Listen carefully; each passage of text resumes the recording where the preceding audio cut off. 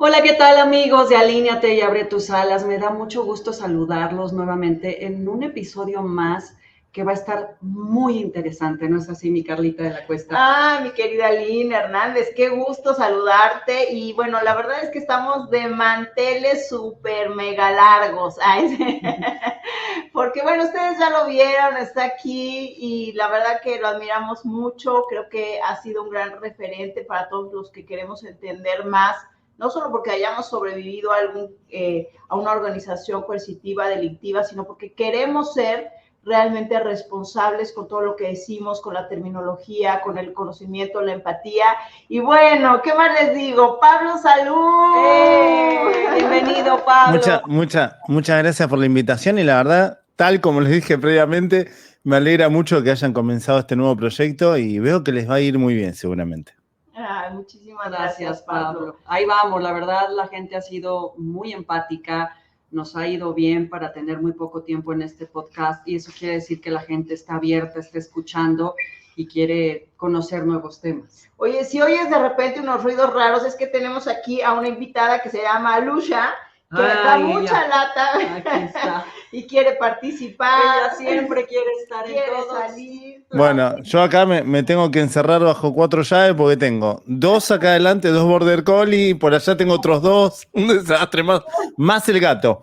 Más el gato. No, bueno. Más el gato. Ay, no, qué barbaridad. Pero bueno, Pablo, las personas, muchísimos, demasiados te conocemos. De hecho, tú y yo creo que nos conocimos porque, no sé si tú recordarás, pero a mí la gente me escribía y me escribía, busca a Pablo, busca a Pablo, busca a Pablo. Y me imagino que a ti también te escribían porque un buen día hicimos contacto y así pues empezamos a platicar y ha sido muy lindo. Y aunque la mayoría de la gente te conoce, bueno, yo siempre hago referencia a muchas cosas que dices y una de ellas, no estoy llorando, es que se me metió algo en el ojo. Dice, no ha empezado la entrevista y ya lloró. No. Ya empezamos mal, ¿viste? Empezamos mal. En el último momento somos empáticos, somos muy empáticos, ya empezamos llorando. Ya somos tan empáticos que solo de presentarte lloro. Oye, no, Pablo, pero fíjate que es importante para toda la gente que de una u otra manera no esté enterada. Tú iniciaste una lucha hace más de 30 años. Yo siempre menciono tu caso por muchísimas cosas, pero una de las cosas que hago siempre referencia es que entendamos que todos somos vulnerables. A veces pensamos que solo los menores de edad y cuántos años tenías, si tenías 8 o 15, no. Los adultos son vulnerables, todos somos vulnerables. Y tu historia es un reflejo de que puede ser incluso una mamá, puede ser, pero todos tenemos algo que nos hace estar, pues, ser esa persona que las organizaciones coercitivas delictivas pueden encontrar como un punto débil. ¿Nos podrías contar un poquito de cómo inició esta historia para que la gente te pueda ir conociendo más? Bueno, sí, cómo no. Básicamente, mis padres ya venían un matrimonio divorciado de una madre que, ¿sabes qué? Es muy loco, ¿no? Porque yo siempre digo que las víctimas tenemos un proceso tan largo de reconocernos a sí mismo como víctimas que mucha gente quizás piensa que como yo hace más de 30 años que estoy en esto, que es una lucha tan larga, que uno la tiene tan de taquitos que podés reconocer algo a simple vista, pero en los últimos años, debido a cosas que han sucedido con mi caso en personal, me han llevado a lograr este proceso que me faltaba, por lo cual tuve que procesar un montón de cosas que yo no me había puesto a analizar de mi propio caso. Y en mi caso, vengo de un matrimonio separado, de una madre que con 16 años se vino de una provincia alejada, una persona humilde, que vino a limpiar hogares aquí a Buenos Aires, lejos de una provincia del norte de Argentina bastante pobre, que se terminó casando con mi padre a los 16 años, eran otras épocas, donde, digamos, de alguna manera el machismo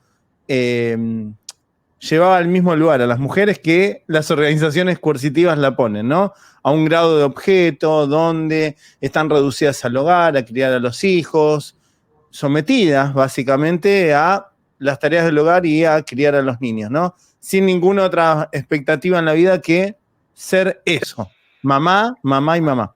Por lo cual, bueno, mi madre, yendo a este proceso de ver por qué una organización captó a mi madre, me puse a analizar todo esto y me di cuenta que, claro, mi madre venía de un proceso de sometimiento por parte de mi padre, de la sociedad, que en esa época era bastante machista, por lo cual lo que hizo la organización, en ese momento mi madre tenía un problema de salud, que no encontramos cuál era el origen, ella se quedaba sin aire de un momento a otro y teníamos que salir con, en ese entonces, la pareja de mi madre, que era mi padrastro, que para mí es como mi papá, salir de emergencia al hospital a trasladarla a ver qué tenía. La cuestión es que nunca le encontraron la causa.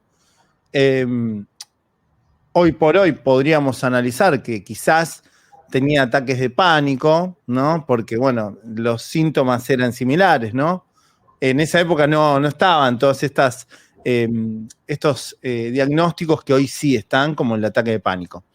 Pero bueno, de un día para el otro aparecieron dos mujeres de mediana edad y en el negocio familiar, ¿no? Y le ofrecieron a mi madre que conocían a un gurú que daba clases de yoga, de filosofía del cuarto camino.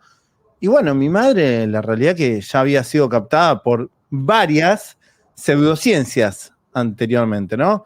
Desde un pseudo sanador que decía que tenía malas energías y que por eso tenía los problemas de salud. Y como yo era el menor de mis 3 hermanos, vi todo el proceso en primera persona. El sufrimiento, el abuso y estos rituales donde, por ejemplo, yo recuerdo mucho esto, ¿no? Porque era un gurú que íbamos a una plaza y tocaba un árbol y la tocaba mi madre y empezaba a erutar. Como que estaba, de alguna manera, curándola y sacando afuera el mal, ¿no? El karma negativo. Bueno, básicamente después de pasar por un par de pseudociencias coercitivas, terminó probando, yendo a una reunión de este gurú. Éramos los primeros alumnos, a mí me llevó también, fui uno de los primeros también, porque bueno, esto es lo que usted decía, ¿no? No solo captan adultos, sino captan a los hijos de los adultos, por lo cual mi madre me llevó a mí, luego llevó a mis hermanos, y bueno, esta organización se transformó poco a poco, reemplazó todo lo que era mi familia. El líder, claro, de tener una mujer sometida, él le dijo que en realidad la actual pareja la quería ver sometida, no la quería ver crecer, que ella estaba para más. En ese momento nosotros teníamos un negocio que era una verdulería, no sé si ahí le dicen verdulería, frutería, donde venden verduras y frutas, que era un barrio importante, o sea, ganábamos buen dinero, vivíamos muy bien, pero bueno, en esa época el rubro es como que se tendía, no sé, a menospreciar, ¿no? Y ella lo veía también, este líder se lo hizo ver como que era algo de, digamos, como que ella estaba para mucho más. Entonces, bueno, en esa organización comenzó la destrucción familiar. En pocos meses mi madre fue obligada a dejar a su pareja. El líder le impuso otra pareja que era un joven que podía tener la edad de mi hermano. Y esto es todo parte de lo mismo, ¿no? Hacerle creer, subirle el ego a la persona y hacerle creer que el afuera no te deja crecer, que el afuera no te entiende, de que vos sos un elegido, que vos estás para más. Entonces, bueno, en poco tiempo nuestra vida se vio totalmente destruida. Yo como niño me vi totalmente vulnerado. Cambió todo para mal. Y bueno, fue algo muy largo que no puedo profundizar en este momento porque, bueno, a raíz de esa lucha hubo muchos procesos legales en los cuales yo fui el único niño en poder escaparse. Yo estuve encerrado, estuve esclavizado, lo denuncié ante la justicia en ese momento había muchas personalidades de poder, famosos, jueces de la Corte Suprema, políticos, no solo de Argentina, sino del exterior, empresarios, porque claro, el gurú utilizaba a las chicas y chicos de una manera triple X, podríamos decir, porque ya sabemos cómo son los canales de contenido, que no puedo decir unas palabras para que después no censuren el contenido, pero bueno, utilizaba el cuerpo de las chicas y los chicos para seducir, atraer, captar, reclutar nuevas víctimas y sobre todo gente de poder, que por lo general la gente de poder cree que nunca nadie les va a poder sacar nada, pero son los más fáciles de manejar, ¿no? Y bueno, me logré escapar, denuncié ante la justicia, cajonearon la denuncia, después hubo una causa federal muy grande aquí en Argentina, que duró algo de más de 10 años, la cerraron raramente, muy raramente, acá fue una mega causa, porque había gente muy importante involucrada, raramente la causa la cerraron por falta de mérito, habiendo muchísimas, miles de pruebas. Y bueno, hace unos años surgió otra causa en la cual se los ha desbaratado nuevamente por trata de personas. En los años 90 no estaba la ley de trata de personas. Era un artículo que hablaba de trata de blancas. Y el marco jurídico era distinto al marco jurídico de la ley de trata de personas que conocemos actualmente. En aquel entonces, el artículo de trata de blancas tenía unas singularidades que hoy son muchas más amplias, ¿no? En ese momento se hablaba de una chica que era, de alguna manera, sustraída, captada y llevada fuera del país bajo la fuerza física. Como todos sabemos, la ley de trata actual tiene como alma madre la persuasión coercitiva, que es lo que tienen y lo que utilizan todas las organizaciones coercitivas. La captación y el sometimiento a través de la psicología, la mente, el sometimiento psicológico. Por lo cual en aquel entonces, en esa causa, a muchas personas se le preguntó, ¿pero usted, señora, se le pusieron cadenas? ¿Se le puso un arma en la cabeza para llevar adelante los delitos? Y le decían, no, la verdad que no. ¿Tenía la puerta abierta? Sí, tenía la puerta abierta, pero no podía irme. Pues si yo me iba a morir. El karma negativo, le iba a pasar algo a mis hijos. El líder me decía que si yo hacía esto, bueno, no había delito, por lo cual en el año 2002 aquí en Argentina se aprobó la ley de trata de personas actual, que es algo más amplio, que es algo más real, que tiene muchas más características reales de lo que sucede y sucedió desde hace muchas décadas y que se ha ido perfeccionando.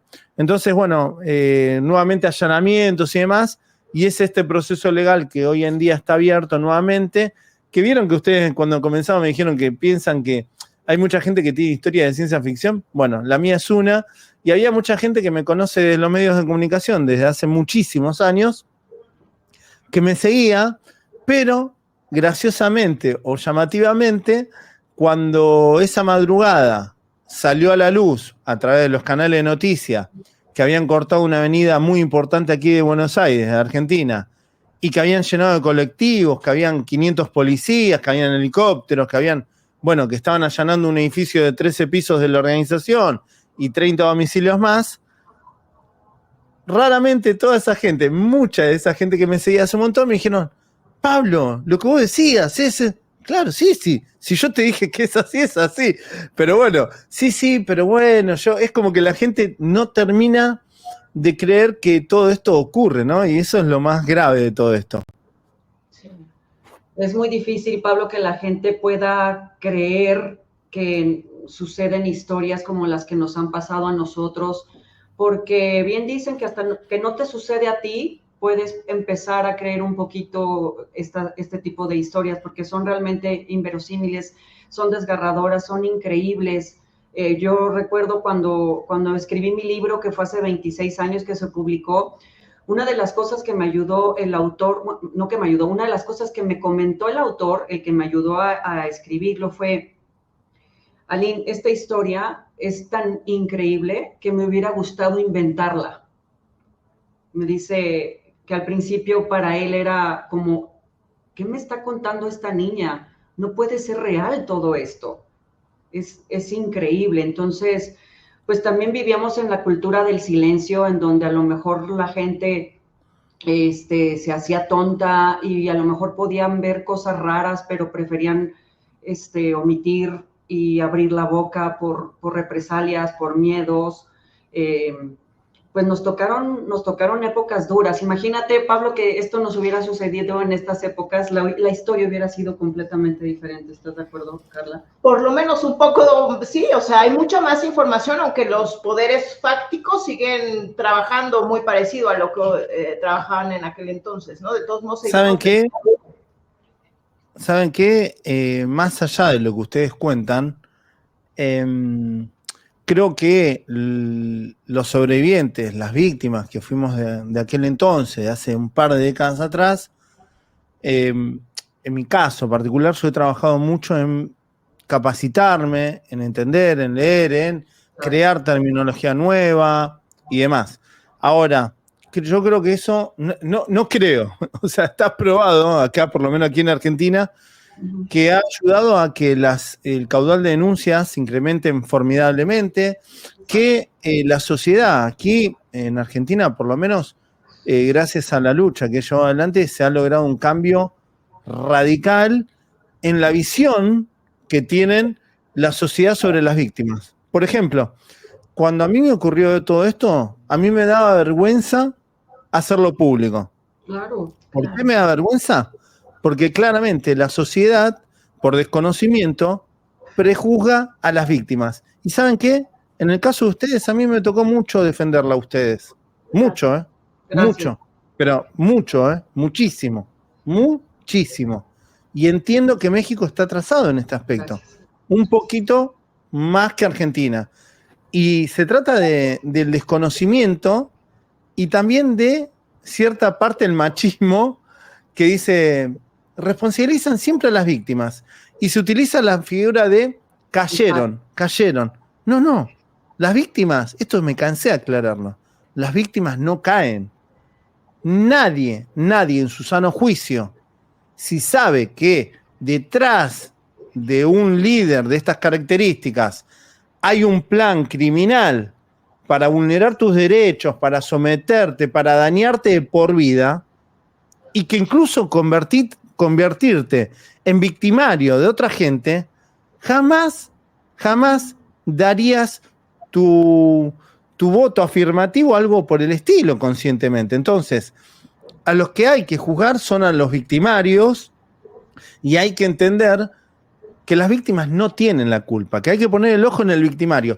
Y a mí, por lo general, no me gustaba contar la historia e incluso mucha gente, cuando yo contaba esto, me prejuzgaba a mí, me decía que yo debía seguir adelante, que yo debía olvidarme de mi familia, que debía olvidarme de mis amigos, que mi madre era una mala madre, cosa que no fue así. Mi madre era una madraza, con todas las letras. Si no teníamos para comer, mi mamá se sacaba la comida de la boca y me la daba a mí. Yo era su tesorito para ella. Entonces, a mí no me pueden decir quién era mi madre. Ahora, es real que mi madre ya no es mi madre. Y a mí, durante todo este proceso de tantas décadas de luchar por ellos y encontrarme con este proceso legal donde incluso la organización en estos últimos años los ha utilizado para atacarme mediáticamente y para incluso hacer denuncias falsas, con hechos falsos, que yo tengo todo documentado, porque incluso eso, yo tengo todo tan bien documentado que yo no hace falta que haya solo con mi palabra. Yo tengo todos los expedientes judiciales de que era niño, o sea, tengo todo. Incluso cuando yo me escapo, que me tienen encerrado y me golpean, yo tengo hasta la ficha médica. 12, 13 años. Yo tengo hasta la ficha médica de la comisaría, de la policía, de cuando me envían al hospital con mi padre, y constatan todos los golpes que yo tenía en el cuerpo. Entonces, a mí nadie me puede decir, vos estás mintiendo. Sí es verdad que lo que ellos utilizan es una extorsión que llevaron adelante contra mi persona, porque a mí me desconectaron totalmente de mi familia durante muchos años, y yo estaba desesperado por verlos. Yo estaba solo, estaba totalmente solo. Entonces, en un momento que me citan a declarar contra la organización, me citan enfrente de un juzgado federal, el líder y todos los abogados junto a mi madre, y básicamente la llevan a mi madre y la ponen enfrente mío después de años que no me dejaban verla, y me dicen, depende de lo que declares, depende si la podés volver a ver a tu madre. Y no solo eso, el delincuente este que está procesado por trata de personas, que lo han dejado libre hasta que sea el juicio, que básicamente lo están dejando morirse impunemente en libertad, Claro. le dice a mi madre, vayan a dar una vuelta a Manzana, como si fuera un perrito. Mi madre, sin demostrar ningún tipo de emoción, ni de cariño, era un robot. Cuando yo voy a declarar junto a los abogados de la organización, claro, ya el secretario del juez, cuando me ve entrar con los abogados de la organización, ¿qué va a pensar? Sí, acá ya está todo arreglado. Lo trae la parte acusada, ¿qué va a decir? ¿Va a declarar en contra de ellos?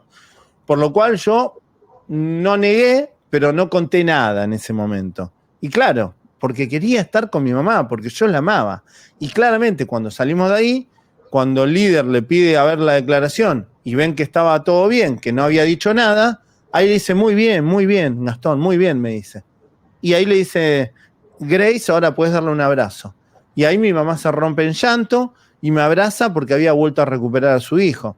Entonces, claramente juegan con la mente, juegan con el amor, juegan con la fe. Son personas sin escrúpulos que no tienen límites y que son capaces de jugar con cualquier deseo que tengan las personas y con personas que son buenas, que son de corazón bueno. Por eso, cuando muchas veces me hablaban del caso de ustedes, mucha gente me decía, ay, pero ellas cómo no iban a saber, ¿cómo? Porque no entienden la problemática. No entienden que uno muchas veces no ve lo que sucede ahí dentro hasta que pasa el tiempo, porque bajo el lavado del cerebro, la persuasión coercitiva, te adormecen el cerebro, o sea, y vos sos parte de algo que no sabés lo que está sucediendo muchas veces. O por ahí sí sabés, pero decís, está bien, porque si el líder dice que está bien, es la meta, es lo que tenemos que hacer para ser alguien, para salir adelante o para llegar a la meta. Y eso es lo que pasaba dentro de este grupo, que hoy están todos procesados por trata de personas, pero que a mí me están haciendo la vida imposible desde hace 2 años. Estoy siendo amenazado, extorsionado, estoy llevando adelante muchas batallas judiciales con falsas denuncias por injuria, calumnia, delitos menores, porque contra mí no pueden decir nada, porque yo era un niño. ¿Qué delito me van a imputar a mí?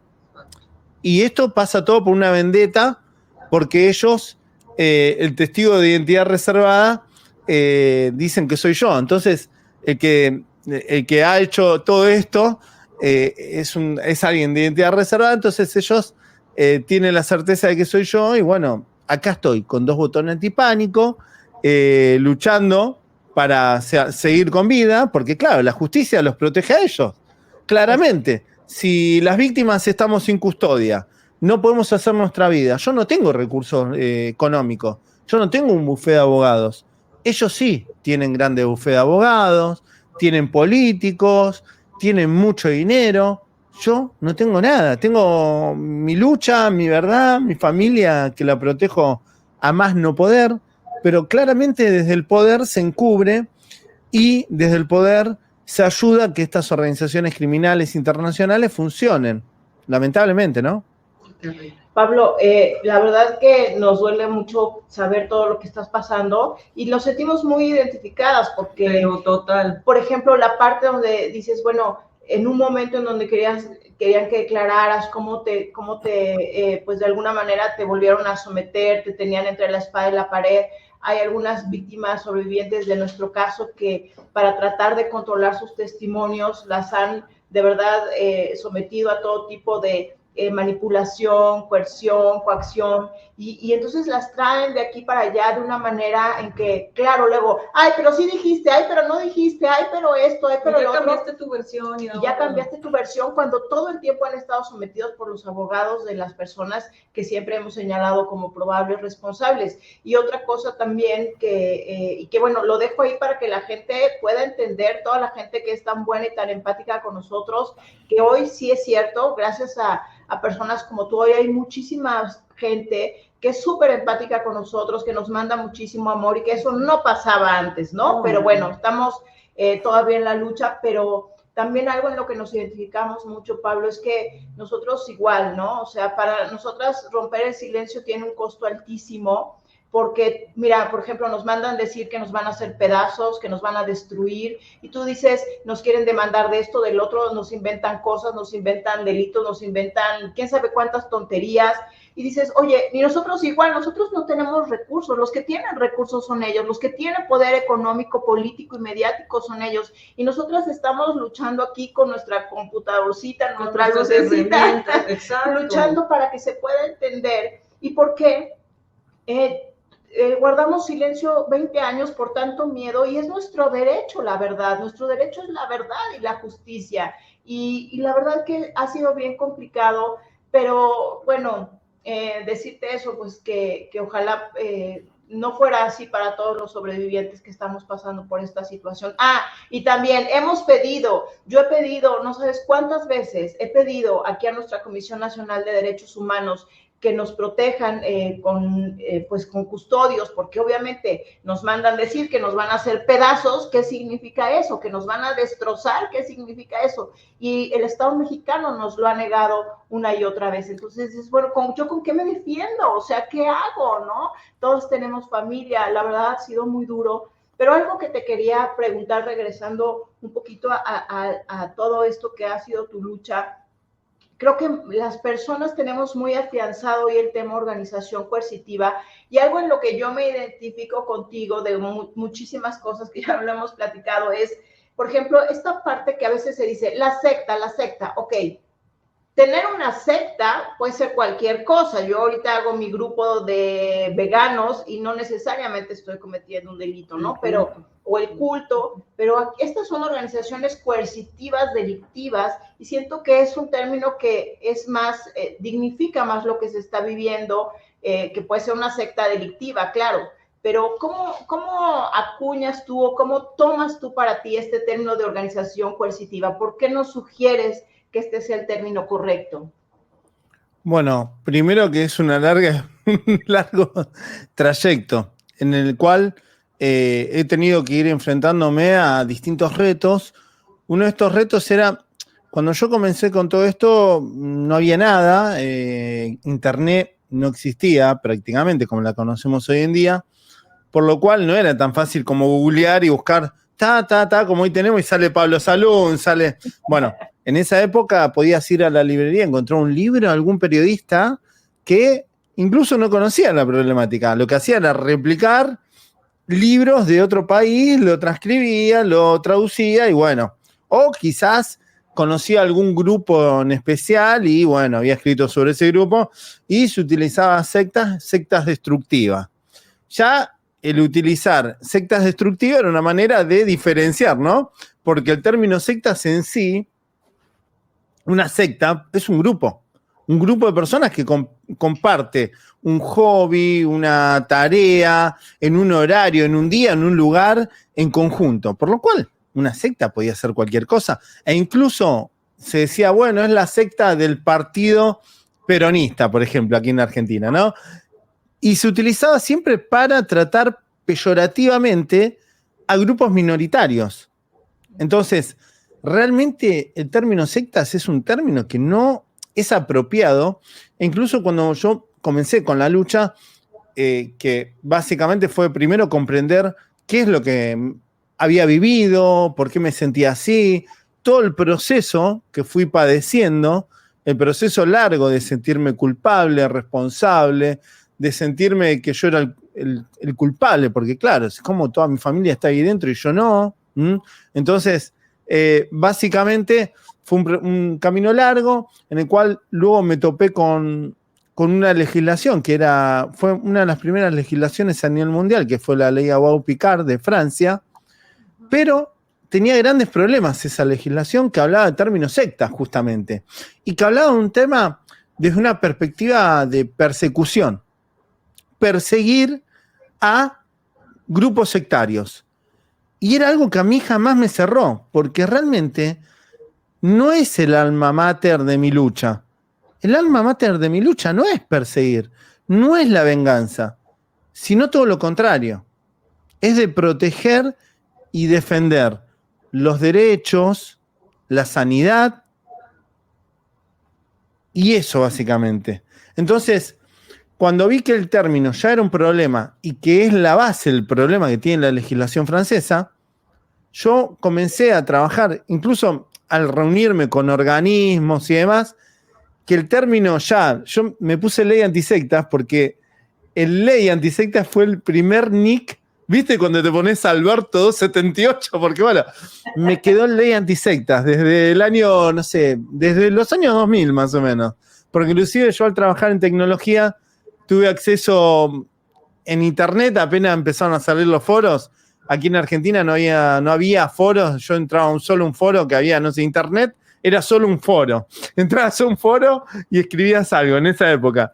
Entonces, quedó en ley antisectas porque básicamente yo me di cuenta de que todas las víctimas se les iba la vida en la lucha contra la organización que les arruinó la vida. Y quedaba ahí. Entonces yo me di cuenta que esto no era una lucha unipersonal, que realmente esto era una lucha más grande de lo que a mí me había sucedido. Que mi lucha era para que a otros no les suceda lo mismo. Que no les sucedía solo a niños. Que estas organizaciones coercitivas, a los adultos que captan, bajo esta persuasión coercitiva le eliminan la voluntad, la racionalidad, la autocrítica, el libre pensamiento, produciendo una infantilización. Por lo cual, ahí me da cuenta que por qué, si el Estado tiene el deber de proteger a los menores de edad por la infantilización, por la falta de maduración para decidir, porque justamente no están preparados para decidir completamente, porque no están completamente maduros, ¿por qué a los adultos que pasaban por estos procesos de destrucción, de quita de racionalidad, voluntad, por qué el Estado no los protege? ¿Por qué esas personas no tienen la posibilidad de ser defendidas? ¿Por qué esas personas no tienen la posibilidad de que alguno de sus familiares, así como sucede con otras adicciones, porque estas organizaciones generan adicción, generan una dependencia? No hay una sustancia, hay una dependencia emocional.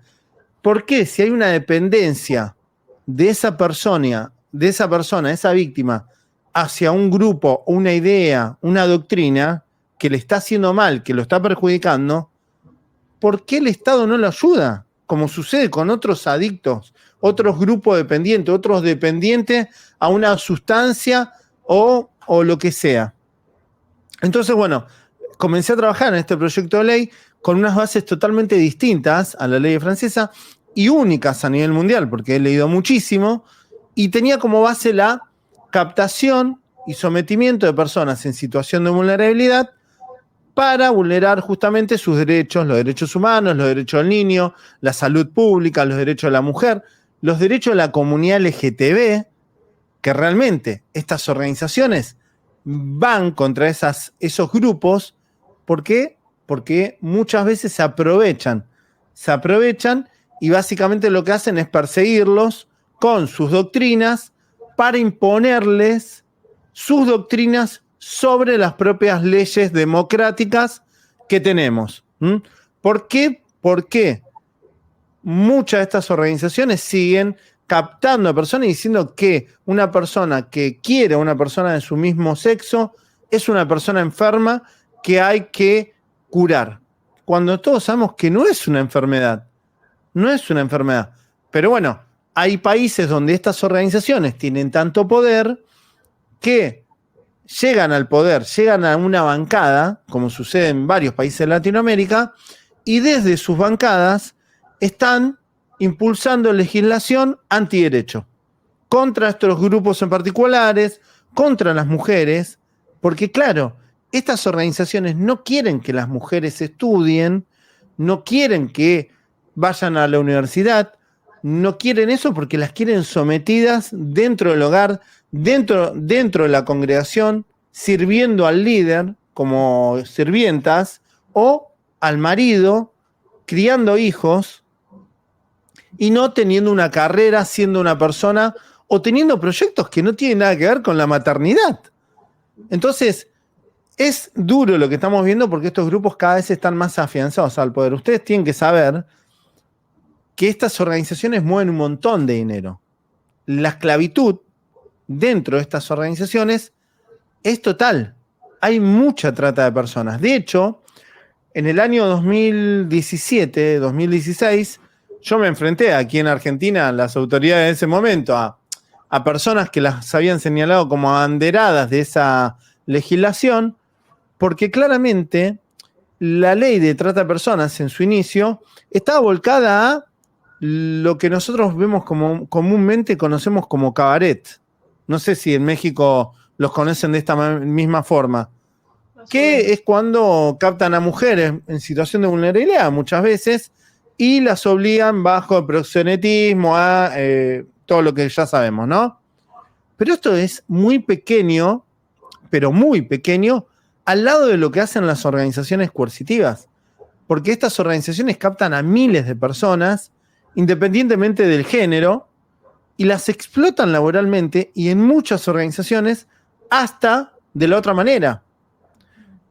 Y todo ese dinero que se recauda va a parar, se lava el dinero, hay un enriquecimiento ilícito y mucho de ese dinero va a, de alguna manera, financiar campañas electorales. Y no solo campañas electorales de terceros, ahora financian sus propios líderes, por lo cual tienen partidos políticos propios que lo convierten más peligroso porque en esas organizaciones los líderes son dueños de los votos de las víctimas. Ellos le dicen, tal candidato es el diablo y tal otro candidato es el enviado, es el Mesías. Tenemos que votar por este candidato. Y lo votan ciegamente. Entonces, es imposible que una persona común, normal, compita contra ese voto cautivo de estas organizaciones que tienen millones de víctimas captadas. Entonces, la verdad que cada vez es más negro el panorama porque es cada vez más difícil luchar y lograr legislación. Porque claro, ¿quién te va a lograr la legislación? ¿Quién te la va a aprobar? ¿Los diputados que son las marionetas de estas organizaciones? Sí, totalmente de acuerdo. Qué fuerte. Sí. Mira, Pablo, yo hablaba con Carla hace ratito y me comentó una cosa que se me hizo muy interesante, hablando de la diferencia entre organizaciones coercitivas, cultos, sectas, y me estabas haciendo mención de, por ejemplo, en nuestro caso, que no era un culto o una secta como tal, porque no era que nosotras estuviéramos de acuerdo con la ideología, ¿no? Y con el pensamiento de el maestro Sergio Andrade, nada más jugaba con nuestros sueños, que era diferente, pero no compartíamos su ideología, o sea, nosotras no queríamos ser abusadas, golpeadas, esclavizadas en todos los aspectos. Entonces, ahí cómo podríamos diferenciar culto, secta, organización coercitiva. Bueno, está muy buena tu pregunta. Mirá, primero te comento. En Inglaterra, por ejemplo, no hay una ley contra organizaciones coercitivas, pero sí hay una ley que tipifica la persuasión coercitiva. ¿Y saben cómo se enseña en las escuelas de Inglaterra la problemática? A los chicos se les enseñan las técnicas de persuasión coercitiva derivadas a la pareja. ¿Vieron cuando nosotros en nuestros países hablamos de violencia de género? Bueno, básicamente la persuasión coercitiva es un conjunto de técnicas que se pueden aplicar de menor a mayor independientemente del enlatado. Por lo cual, una organización coercitiva o un grupo coercitivo o un líder unipersonal puede utilizar un montón de camuflajes. Y aquí en Argentina, por ejemplo, yo he participado en casos que he ayudado a la justicia a lograr justamente justicia.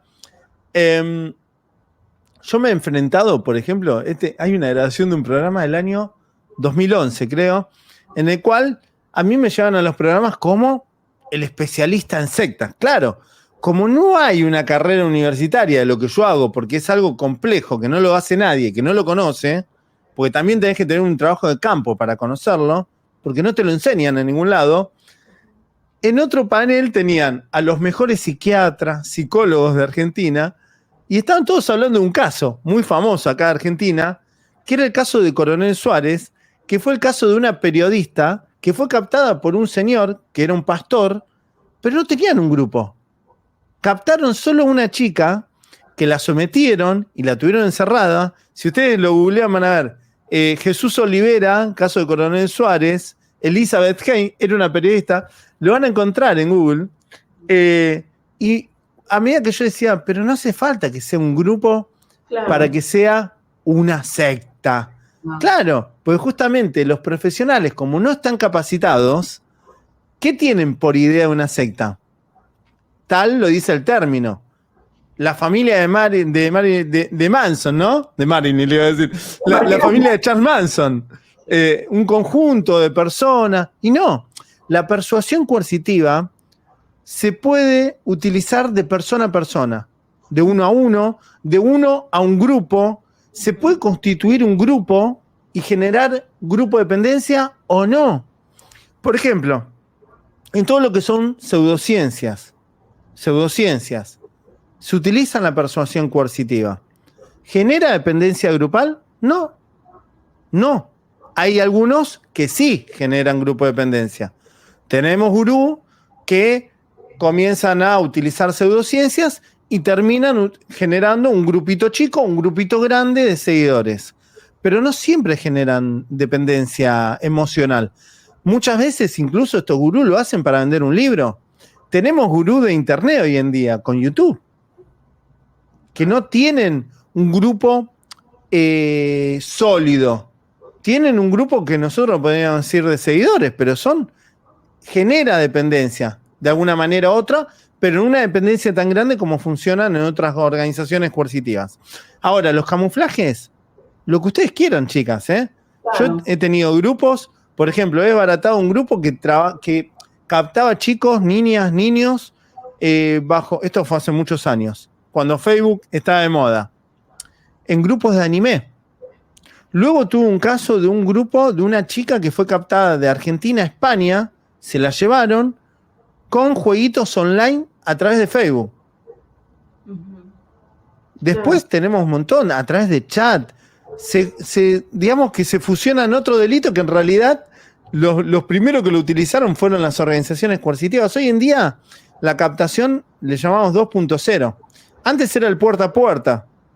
Como ustedes conocen, ahí en México también hay muchas organizaciones que van puerta a puerta, golpeando y abriendo las puertas de personas que están esperando ver a quién se le murió a alguien, quién está enfermo, a quién le descubrieron un tumor, para decirle, yo tengo la solución para tu salvación. Entonces, ahora no, ahora vos ponés en internet cura para el cáncer y automáticamente te empiezan a llegar todos los gurús diciéndote que meditando, respirando con las videncias, con los registros acánicos o con la biodecodificación, bioneuromoción, que te ha generado un tumor por no haber perdonado a alguien que te hizo mal, o porque tu marido te deseó el mal, porque hay una relación tóxica, te ha generado un tumor maligno. Y esto es un desastre porque está comprobado que las emociones no generan enfermedades. Lo que generan las enfermedades son otras cosas, es un conjunto de otras cosas. Pero las emociones y las relaciones humanas no generan enfermedades. Entonces, lo que hacen estos gurús es mezclar algunas cuestiones que pueden ser científicas con mucha pseudociencia para captar víctimas. Estamos viendo muchas organizaciones coercitivas de índole sanitarias hoy en día que, lamentablemente, cuando el Estado no está presente, que la sanidad no es algo que todos podamos acceder igualitariamente, pasa esto. Las personas no pueden ir a un hospital y terminan como en la India, siendo captados por gurús que son los grandes terratenientes, donde hemos visto cosas terribles como castraciones masivas. Castraciones masivas. Entonces, lamentablemente, donde hay vulneración, donde hay dolor, van a haber organizaciones coercitivas. Donde hay grandes tragedias, van a ver a estas organizaciones camufladas de fundaciones, ayudando, diciendo que van a repartir alimentos, y lo único que quieren es captar víctimas en situación de vulnerabilidad. Pero es así. Pero también, por ejemplo, existen casos como el de Keith Raniere, el de NXIVM, que era captador de gente, pero que tenía otros niveles y alcances económicos y culturales, que dices, ¿cómo es posible que este tipo de gente, no sé si han visto, está creo que en HBO la serie. La Promesa. Sí, exacto, la Promesa, Nexium, ahí también pueden googlearlo. Por ejemplo, o sea, no es nada más a los más vulnerables. Bueno, a lo mejor vulnerables, pero desde otra perspectiva, ¿no, Pablo? Porque es que lo que... perdón, termina. Al final, a mí me sorprendió porque alguien cercano a mí, una amiga conocida con dinero, cuando me dijo hace mucho de que había pagado el curso aquí en México y que estaba llevándolo el hijo de un expresidente, a mí me sorprendió mucho años después ver cómo captaron a tanta gente y que les vendían un curso carísimo, costaba... Sí, creo que como $5,000. No, más. Sí, o más, era una locura, o sea... Oye, de todos modos, $5,000, o sea, son 100,000. Sí, bueno, y además como por era pura gente de dinero. Sí, y por evento, ¿no? O sea, y como por evento, por claro, módulo, no sé cómo lo vendían. Pero ahí dices, ¿cómo? O sea, estas personas, estás hablando del hijo de un expresidente que además fue a las mejores universidades, que tiene... o sea, culturalmente está instruido, está, no sé, o sea, tiene otros conocimientos. Bueno, ahí vamos a otra buena pregunta, ¿no? ¿Las organizaciones captan a personas de extractos bajos que no tienen estudios universitarios, que no tienen estudios? No. ¿Por qué? Porque captan a través de la manipulación emocional, no a través de la manipulación de la inteligencia. Por lo cual, dentro de estas organizaciones coercitivas vemos ingenieros, científicos, abogados, políticos, gente muy importante. Ahora, ¿por qué son captados? Porque la vulnerabilidad va por otro lado. No siempre es el conocimiento lo que te da el poder para no ser captado. Sin ir más lejos. En mi caso personal, que no quiero nombrar otros porque he trabajado en tantos casos, pero en mi caso personal, por ejemplo, uno de mis hijitos tuvo un inconveniente en la cabeza que lo tuvieron que abrir y demás cuando era muy pequeño. Y lo primero que hicieron, una persona llegada, fue decirle a mi mujer que si lo llevaba a una iglesia, automáticamente con agua bendita, el pastor al otro día no iba a tener nada en la cabeza. ¿Saben lo que nosotros estábamos sufriendo? Claro. ¿Cómo nos hubiera gustado que eso suceda?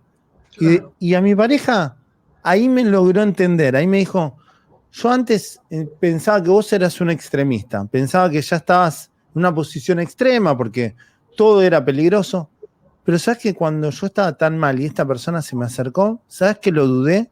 ¿Sabes que lo dudé? Entonces, realmente hay mucha gente que le cuesta entender y por eso prejuzga a las víctimas. Dice, pero qué tonto, ¿cómo pudo haber caído en esto, que es una idiotez? Todo el mundo cree que lo hubiera hecho distinto y que lo hubiera hecho bien, que lo hubiera hecho mejor, que a él no le hubiera pasado, que a ella no le hubiera pasado. Primero, si todos sabríamos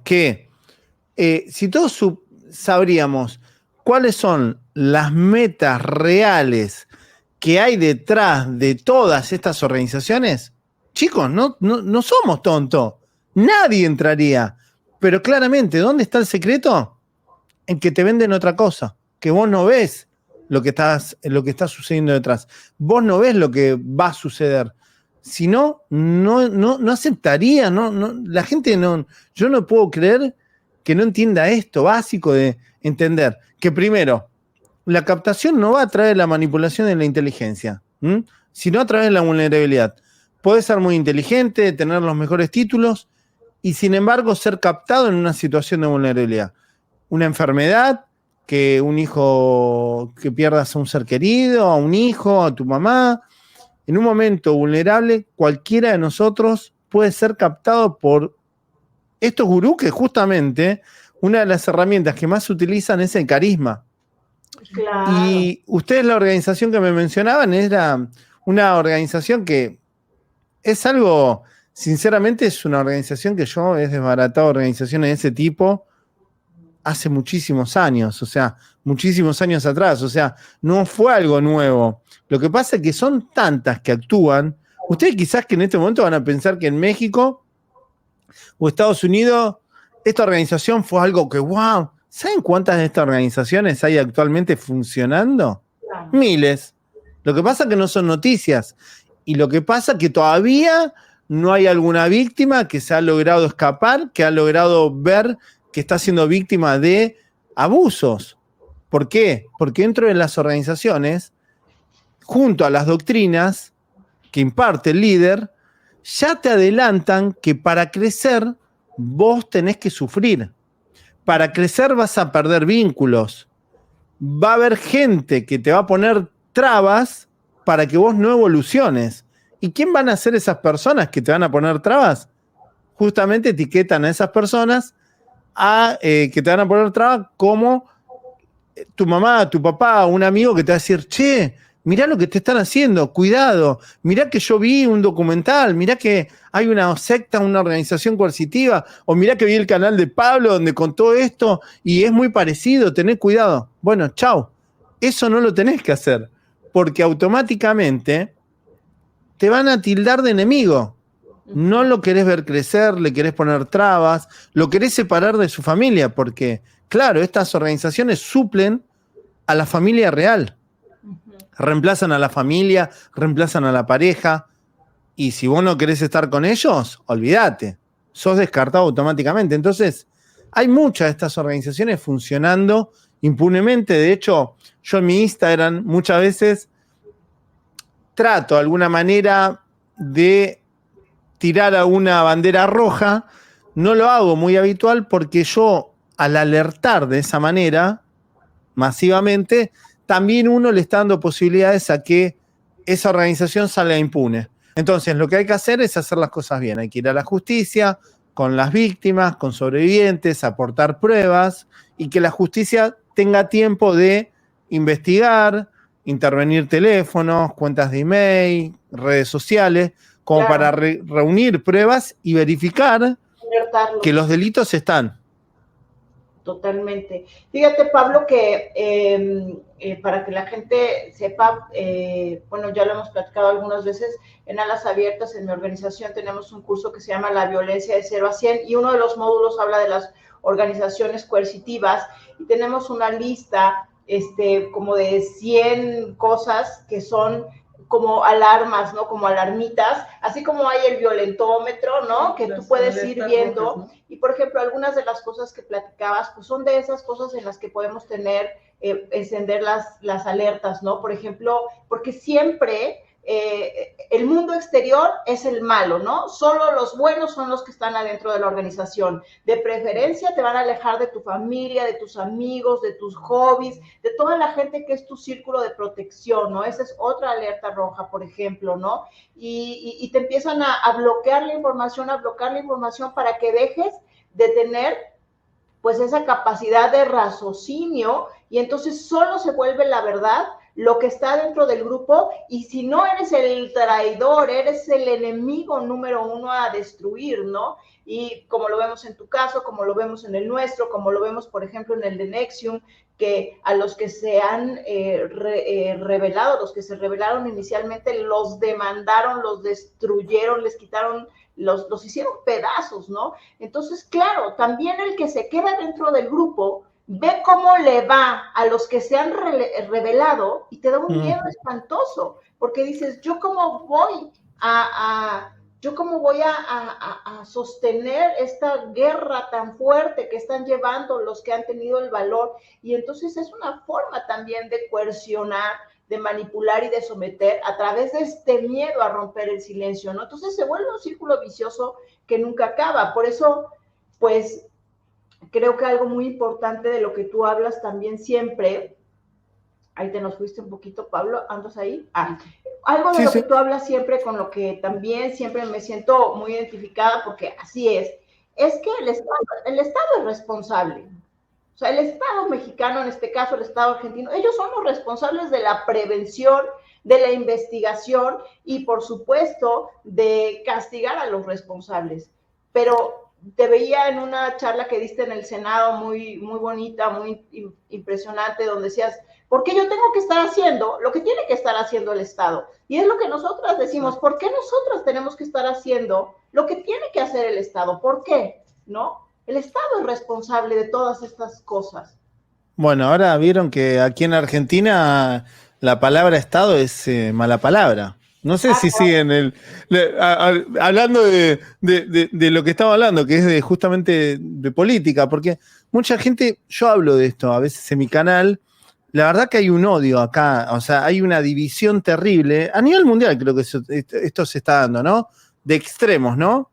Y yo, hay algo que realmente algo que amo y que es lo más, para mí es lo más lindo, lo que más atesoro, luego de haberme escapado dentro de esta organización, es haber recuperado mi libertad de pensamiento. O sea, yo amo mi libertad de pensamiento. Si hay algo que yo no la cambiaría jamás en mi vida, es por un pensamiento único. A mí me encanta debatir, a mí me encanta que existan personas que piensen diferente a mí. Me encanta estar de acuerdo en algunas cosas con la derecha y con la izquierda. O sea, pero ¿qué pasa? En los extremos no sos bien visto. Te aplauden de un lado, te aplauden del otro, te putean de un lado, te putean del otro. Ahora, ¿qué es lo que está sucediendo con la extrema derecha? Que justamente las políticas son eliminar el Estado. El Estado es el enemigo. Y yo no estoy de acuerdo con este pensamiento. Sí estoy de acuerdo de que hay partidos políticos que han abusado de la figura del Estado presente para seguir ausentes, pero robarse el dinero de ese supuesto Estado presente.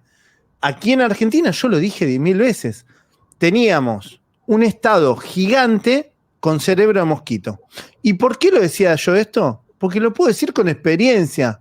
Yo me he cansado de golpear secretarías, me he cansado de reuniones con supuestos funcionarios que deberían conocer algo que no conocen. Ustedes no saben las reuniones y cómo me he golpeado la cabeza al volver en el ómnibus después de 4 horas de viajar para reuniones que yo decía, bueno, y encontrarme con personas que no conocían absolutamente de lo que tenían que hacer, de lo que tenían que trabajar. Entonces vos decís, che, escúchame, yo no tengo dinero para pagar el alquiler, para pagar la renta. Me está costando llegar a fin de mes. Toda esta lucha, yo trabajaba en tecnología, tenía muy buenos puestos laborales, es más, peleaba para ver si me pagaban más, o sea, estaba muy bien posicionado a nivel laboral. Y llevar adelante toda esta lucha, a mí me significó perder mi carrera laboral, porque me dejaron de contratar, porque nadie contrata a una persona pública con el perfil público que tengo yo.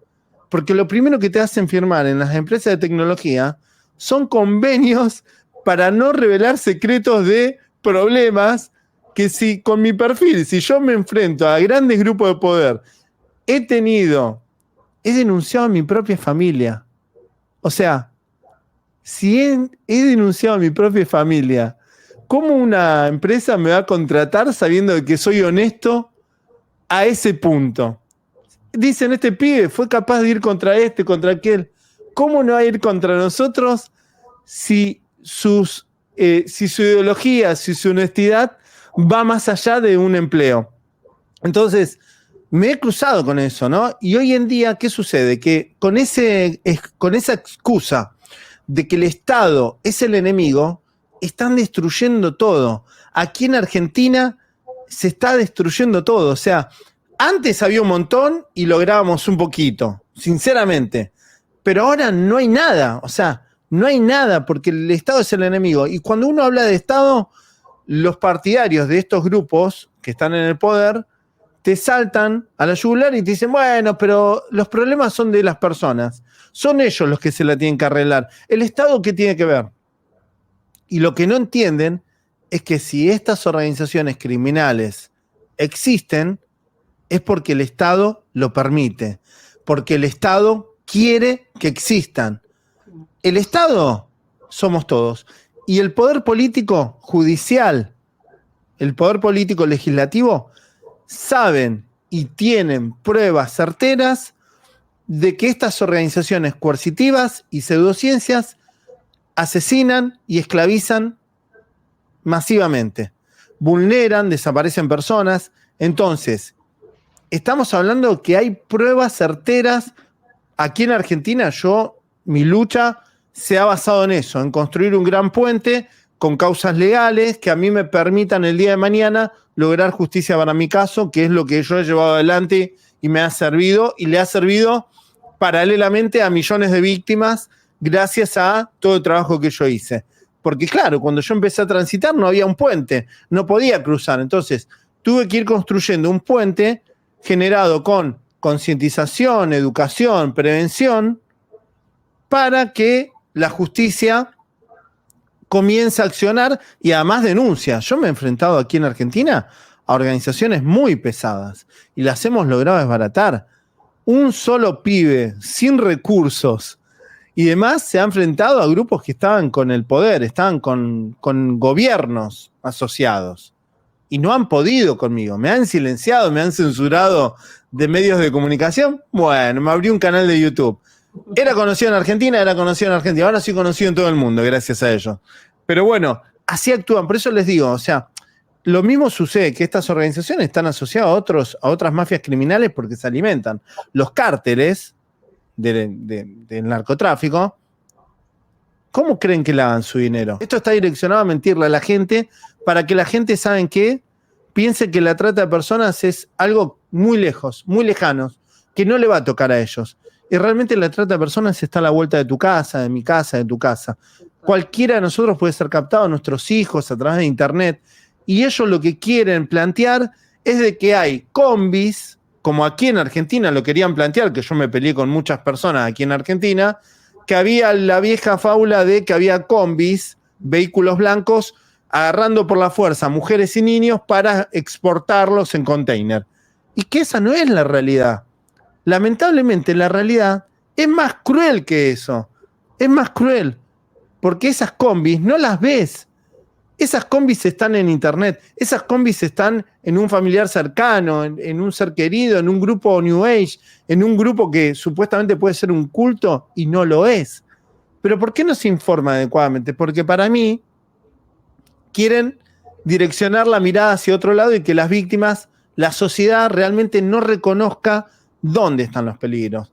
Y realmente si nosotros informamos como lo que corresponde y la realidad, sinceramente es mucho más jodido lo que está sucediendo. Sí. Chicos, chicas que son captadas, sin ir más lejos, las nuevas formas de trata de personas, que nadie lo menciona, pero las redes sociales, TikTok, OnlyFans, ¿ustedes qué creen? ¿Que ahí no hay trata?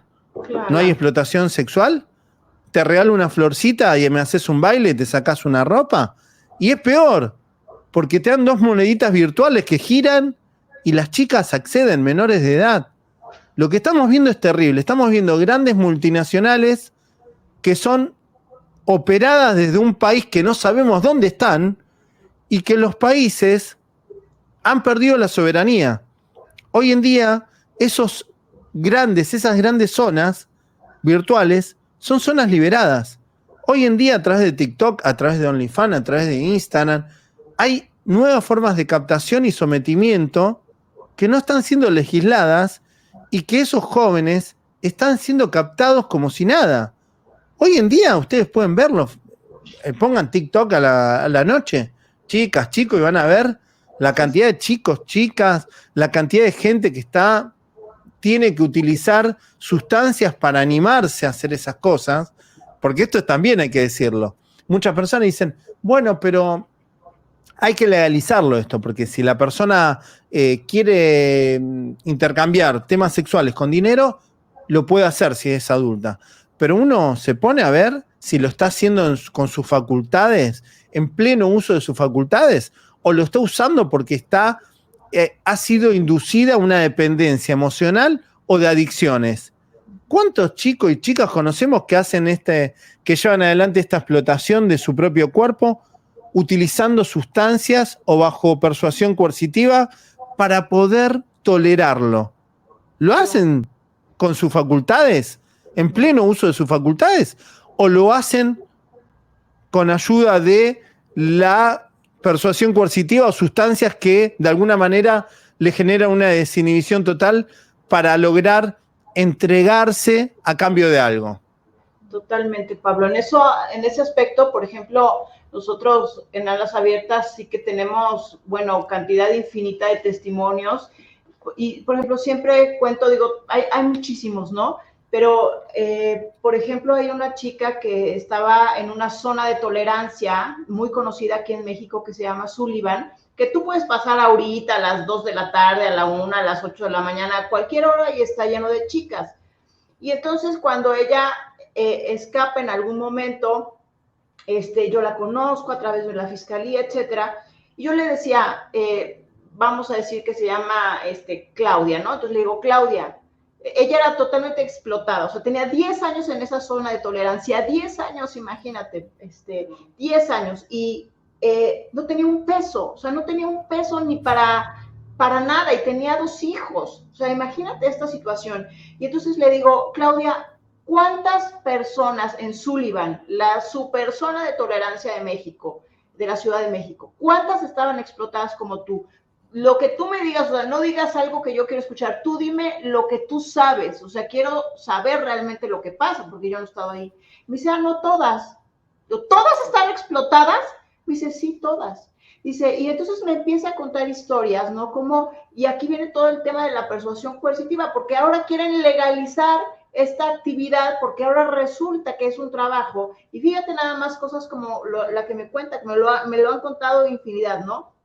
Por ejemplo, ella, bueno, fue engañada, bla, bla, bla, la trajeron de Veracruz, y cuando ella quiere escapar, le avisa a una de las mujeres que la está cuidando, pensando que la está cuidando para bien, ella va, le avisa al padrote, y la golpean a muerte, para que no se vaya, ¿no? Para castigarla porque se quiso ir. Y a partir de ahí empiezan las golpizas, las golpizas, las golpizas.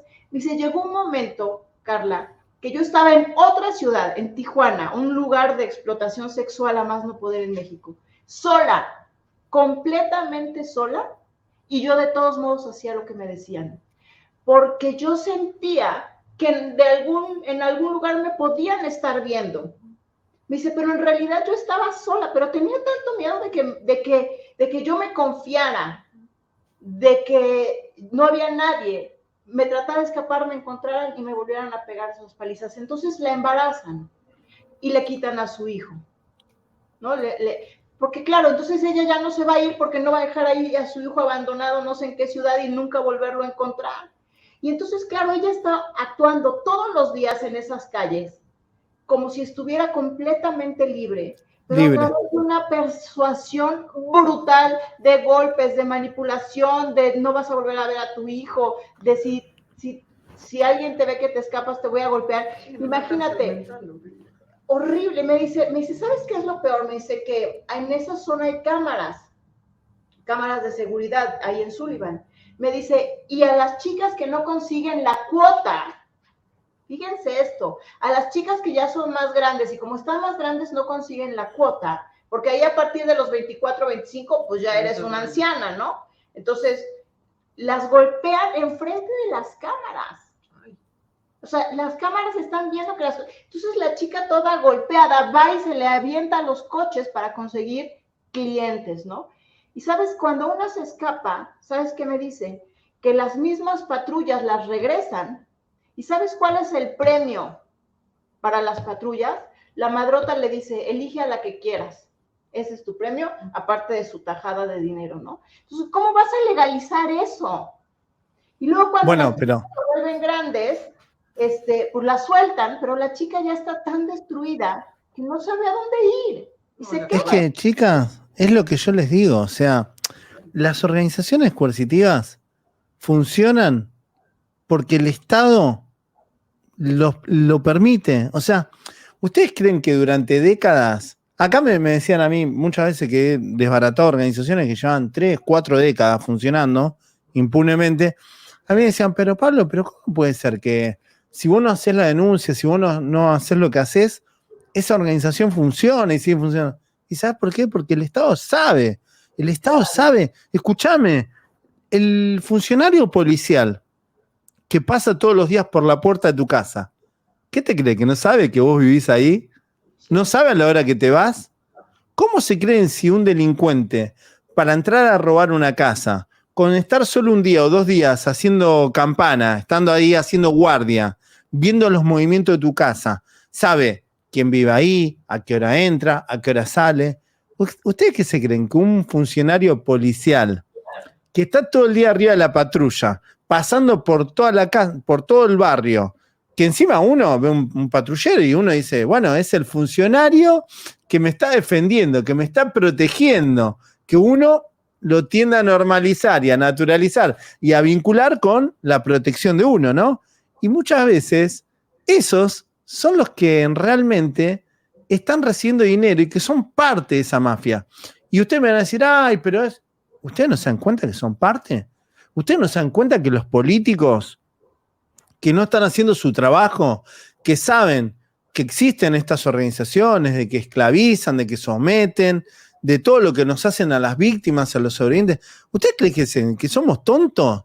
¿Qué se creen, que esos funcionarios no ven YouTube? ¿Se creen que no ven los canales de televisión? ¿O qué se creen, que los dueños de los canales de televisión, que nos censuran a muchos, de que hemos denunciado, de que incluso hemos denunciado a los negociados, de que esos canales de televisión a las trasnoches le venden un montón de espacios millonarios a estas organizaciones para captar víctimas masivamente, o a llevar a gurús diciendo que son entrevistas cuando en realidad son publinotas para captar víctimas a las cuales ellos los promocionan y los impulsan y los avalan y le dicen a toda su audiencia de que esa persona tiene videncia, que cura, que a través de leer cartitas dibujadas te va a adivinar el futuro, que te va a beneficiar en algo? ¿Qué se creen? ¿Que nadie les dice el dinero que cobran? Son todos responsables, lamentablemente. Y si vamos un poquito más allá, también podemos decir que parte de la sociedad, parte de nuestros pares, también son responsables, porque muchos, yo entiendo que muchos no tengan las agallas de que digan, bueno, yo no tengo recursos, tengo miedo. Yo tampoco tengo recursos y muchas veces también tengo miedo, pero ¿saben qué? Me puede más la empatía. Prefiero, ¿saben? Como dije muchas veces, prefiero que me peguen un tiro antes de morir escondiéndome bajo la cama, porque el momento que decidí escaparme de la organización que me tenía sometido, dije, no quiero vivir más así, porque vivir bajo la cama no es vivir. Si vivís con miedo, no es vivir, es mejor no vivir. Entonces, lamentablemente vivimos en un sistema perverso, que el bien de mercado somos los seres humanos, somos un pedazo de carne, ¿eh? O te explotan laboralmente, legalmente, porque esto también lo tenemos que decir. Hay grandes empresas que están utilizando técnicas de persuasión coercitiva para adormecer la mente de sus empleados, como el coaching, el mindfulness. ¿Por qué Amazon te pone una cabinita de teléfono para cuando vos estás saturado, cuando vos no das más, porque te están recontra explotando laboralmente, te meten una cabinita donde te meten mindfulness, meditación, mantras, técnica de respiración? Claro, para que vos adormezcas tu mente y te sigan explotando laboralmente. ¿Por qué dentro de las empresas meten el coaching? Porque vos tenés que ser un tiburón, pero no un tiburón para ser alguien vos mismo, para ganar dinero y para trabajar más horas para tu empleador. Entonces, lamentablemente, estamos en un mundo que poco se interesa por los seres humanos, poco. Y con respecto a este caso que vos nombrabas, una de las últimas organizaciones que hemos denunciado y hemos logrado desbaratar por trata de personas, era un grupo de un brujo, justamente, que decía que canalizaba entidades. Hacían rituales de sangre donde se cortaban, y a las chicas, bajo esas supuestas canalizaciones, las obligaban a irse fuera del país a explotarlas laboralmente, no laboralmente, sexualmente, y que traigan dólares, porque le decías que las entidades querían dólares. Entonces, nosotros teníamos WhatsApp, teníamos audios, la policía no le quería tomar la denuncia a una de las parejas que quería rescatar a su novia, a su ex novia, porque claro, él era parte de la organización y cuando ve todo eso denuncia y lo expulsan del grupo. Entonces, bueno, yo lo ayudé, hicimos la denuncia. En un año logramos que los metan a todos a prisión. Y esas chicas, hay audios que están en mi canal de YouTube, audios terribles donde las chicas enfermas, las obligaban en una carretera, en un lugar de paso entre Argentina, en la frontera de Argentina y Bolivia, las obligaban a tener relaciones sexuales enfermas. Le pedía que le lleven los medicamentos y encima le decían, no puedo gastar este dinero porque la MAI, que era un matrimonio de brujos, va a decir que yo le estoy robando dinero a las entidades. La obligaban a sacarle foto a los dólares con la numeración y enviársela. Ustedes no saben, casos terribles así, e incluso en España se han desbaratado grupos de migrantes africanos donde explotaban sexualmente a las chicas bajo persuasión coercitiva diciéndole que iban a ser víctimas del vudú. Sí.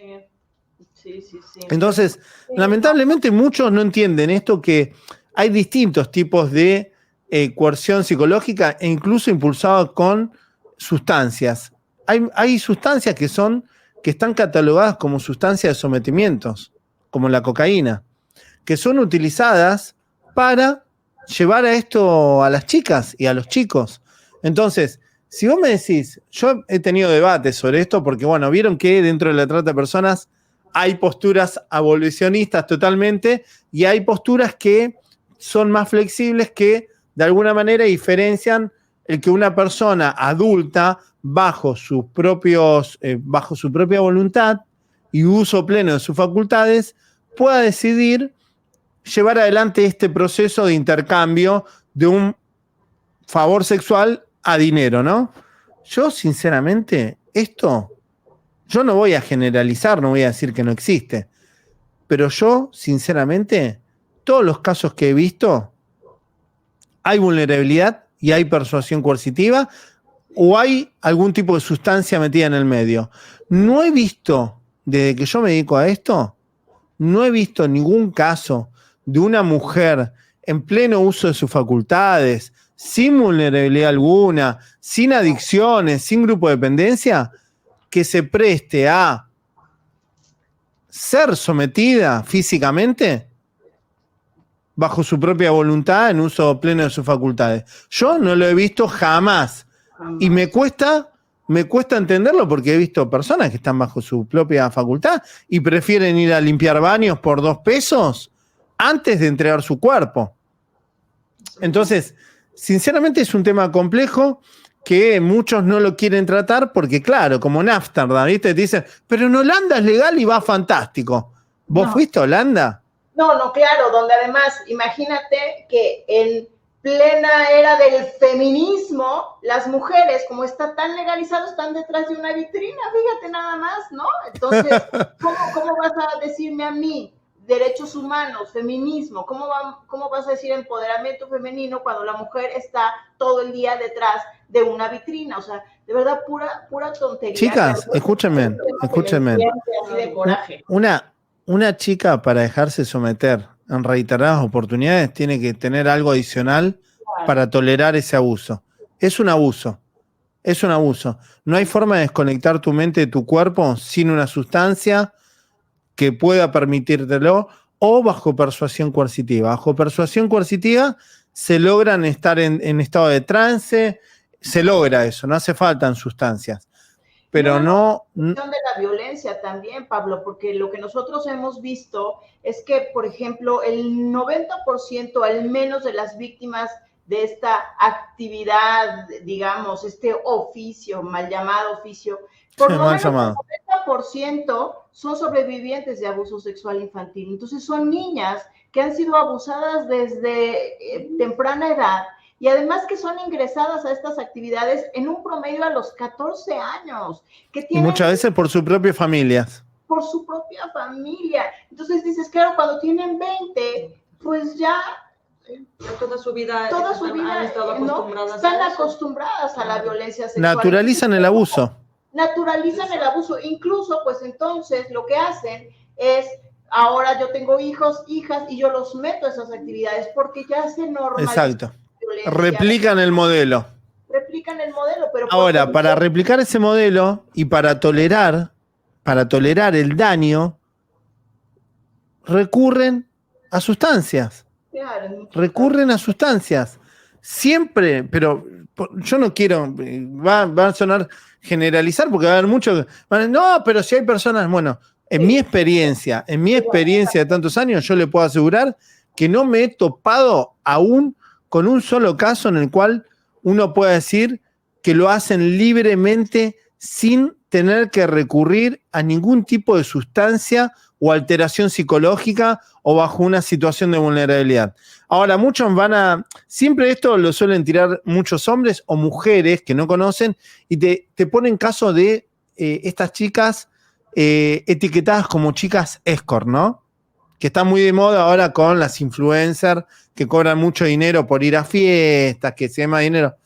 Y por ahí no conocen los casos completamente.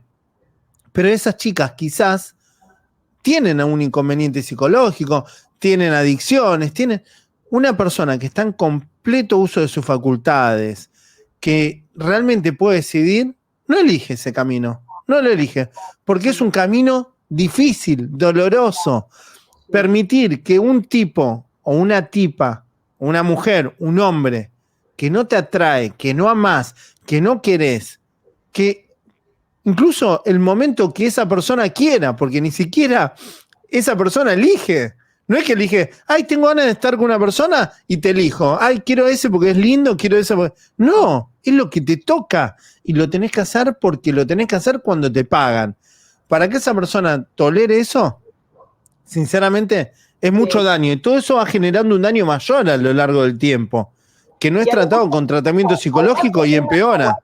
Terminas porque como el Señor cree que como te pagó, tú, entonces tiene derecho sobre ti y entonces tienes, no solo en el momento que no quieres, con quien no quieres, sino tienes que terminar, pues si el Señor viene borracho, si viene drogado, si es agresivo, si es vulgar, pues te lo tienes que aguantar porque ya te pagó. Y hay un documental ahora, no me acuerdo si está en Netflix, que se llama Zona Divas, que es un caso en México de escorts, que es un caso que también conocí muy de cerca. Me acuerdo que una de las chicas me decía, Carla, cuando se abría la puerta del departamento, que me llevaban a dar un servicio, que una amiga mía de España dice, son violadores prepago, pero bueno, me llevaban.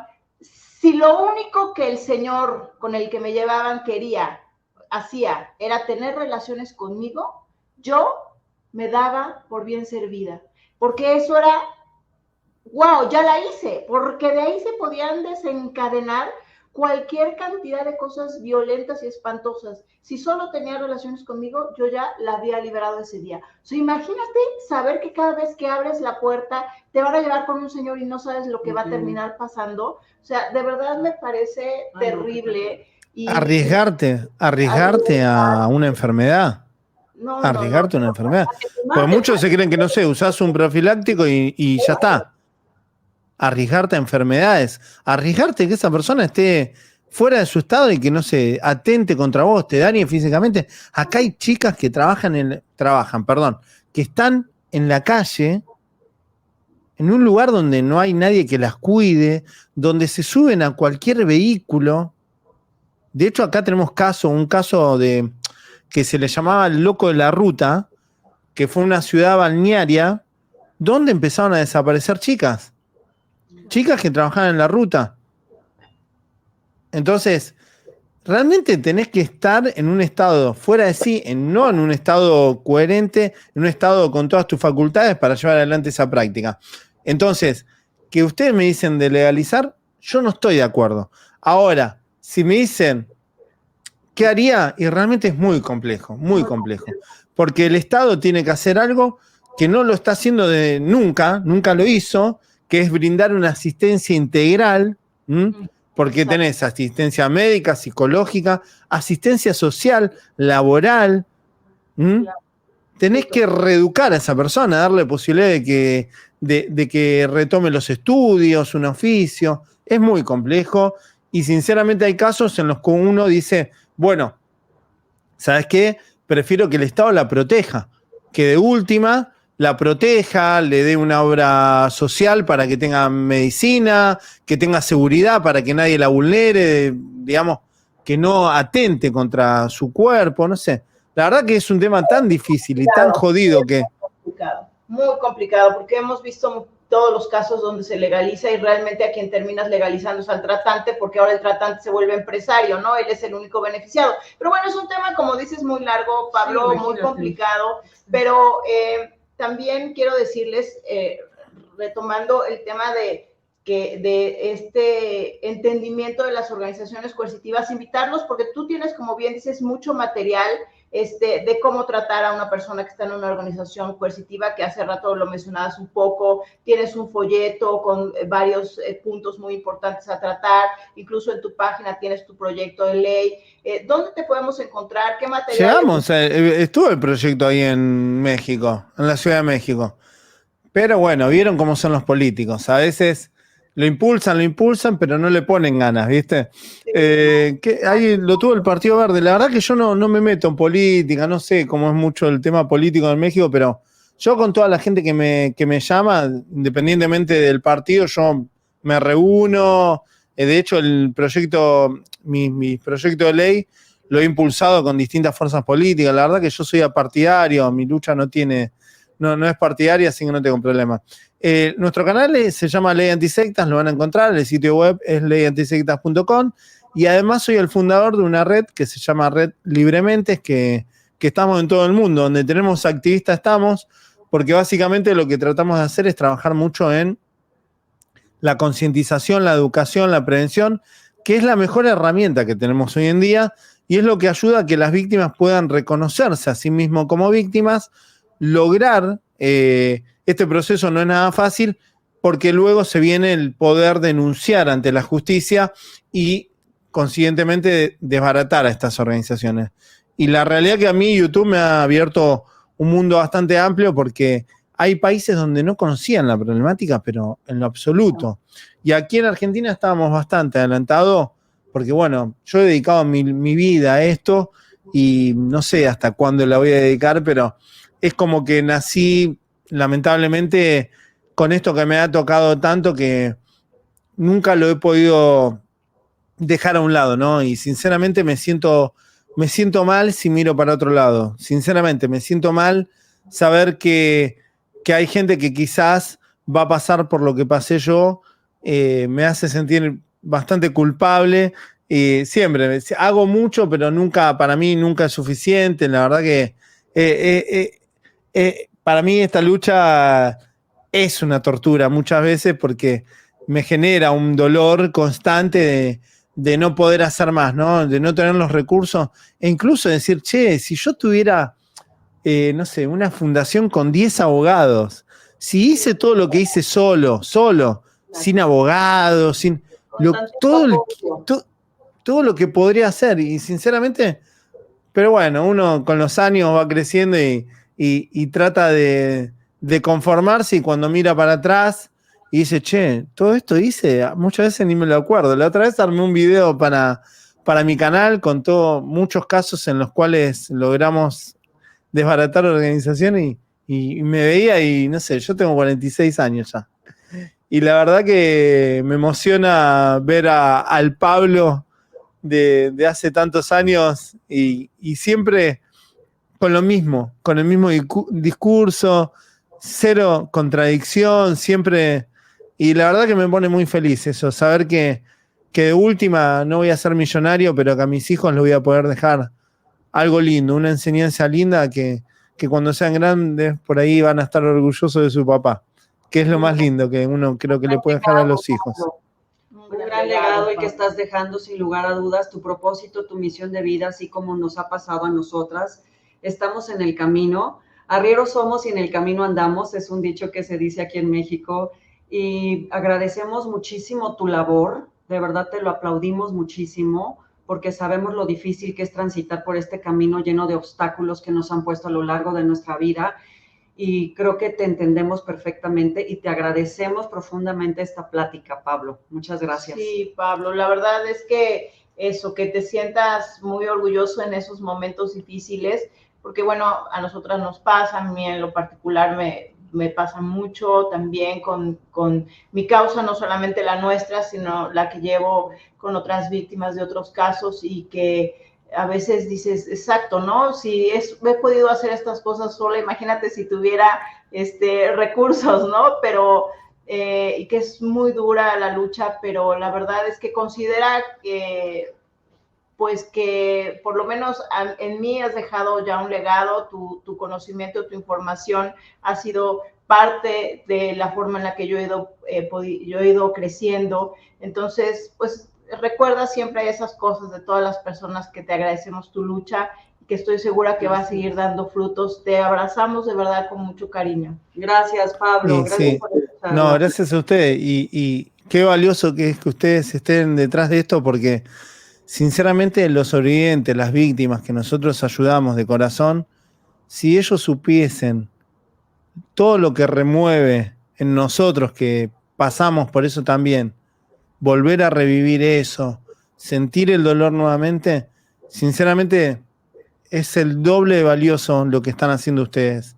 Porque yo lo sé, yo cada vez que tengo un testimonio en mi canal, sinceramente termino destruido. O sea, me hace mierda, perdón por la palabra, pero hablar con un par y revivir cosas que uno sintió, que sufrió, es horrible. Y tener que hacerlo solo por amor al prójimo, cuando a mí me dicen si yo soy ateo, si odio de las religiones, qué mejor cristiano que yo, qué mejor cristiano que nosotros, ¿no? Que nos dedicamos a ayudar al prójimo sin esperar nada a cambio. Entonces, ojalá que si eso es el cristianismo, haya mucha más gente como nosotros que realmente ayuda al prójimo con acciones reales y no se queda detrás de la pantalla mirando ver pasar el tren, ¿no? Hagan algo. Si esto sucede, es porque en algo estamos fallando como sociedad. Si hay grupos que funcionan de esta manera, hay algo que no estamos haciendo, hay algo que no le estamos reclamando al Estado, hay algo que nosotros estamos haciendo que estamos haciendo mal. Mirar para el otro lado ya está mal, porque hoy nos pasa a nosotros. Pero el día de mañana, cuando le pasa a tu hijo, cuando le pasa a tu mamá, ¿qué me vas a venir a decir eso? Porque a mí me ha pasado. Ay, yo te vi en un canal y pensé que esto nunca me iba a pasar. Ah, pero viste, ahora te pasó. ¿Por qué no? Cuando en aquel momento me viste, no me diste una mano. Entonces, quiero eso, siempre termino con esto, ¿no? Pidiéndole a la gente que se sume en sus países, en cada país. Ustedes ahí están haciendo sus acciones, bueno, súmense a Carla, súmense a Nay, súmense a sobrevivientes que hacen. No confíen en gente que no la vivió y que dice que ayuda, porque ahí en México ya había varios, no sé ustedes, algunos que he mencionado capaz que le ha sonado raro, pero si tienen que sumarse a algún movimiento, alguna fundación, mi consejo es que estudien bien quién está detrás. Y si es un sobreviviente que realmente lo hace de corazón como ellas, pónganse ahí, porque hay gente que está utilizando causas justas con fines propios o partidarios, y eso no está bueno. Ustedes lo saben, ¿no? No está bueno. En todos los países hay, aprovechadores de causas justas, sociales, que realmente la gente se moviliza, pero los fines no son ayudar a las víctimas y a los sobrevivientes y evitar delitos. Los fines son llegar al poder y demás, y eso no está bueno. Así que bueno, muchas gracias, chicas, por haberme tenido en cuenta. Se supervalora. Gracias, Pablo. Un abrazote hasta Argentina con mucho amor. Y bueno, pues gracias a todos ustedes por acompañarnos en un capítulo más de Alíñate y Abre tus alas. Así es, nos vemos en el siguiente episodio. Bonita noche, gracias.